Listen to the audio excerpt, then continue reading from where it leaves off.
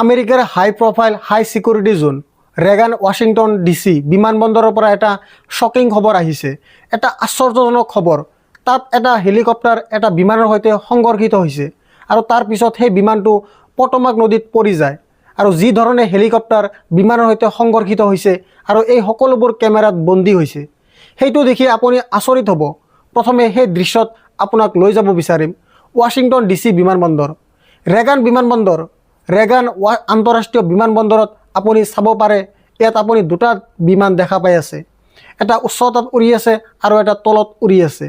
আৰু নিম্ন উচ্চতাত যি হৈছে তাৰ সৈতে এই হেলিকপ্টাৰ সংঘৰ্ষিত হৈছে। এইটো কি হেলিকপ্টাৰ আৰু প্লেনটো কি কিছুমান সময়ৰ পিছত মই ক'ম, কিন্তু এতিয়া মই আপোনাক দেখুৱাবলৈ গৈ আছোঁ যে আমেৰিকাৰ নিউজ চেনেলসমূহে কি কৈছে। এইটো শুনাৰ পিছত মই ইয়াৰ ফ্ৰেম টু ফ্ৰেম এনালাইচিছ কৰিম। This is what's being said to be the moment that the collision happened there.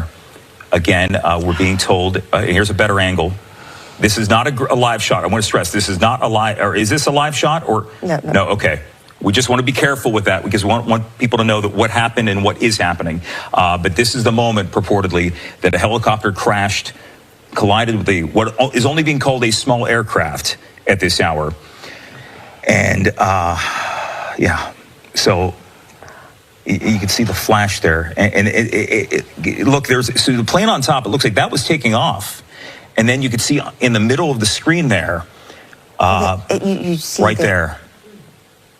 It's hard to tell which aircraft was which. Yeah.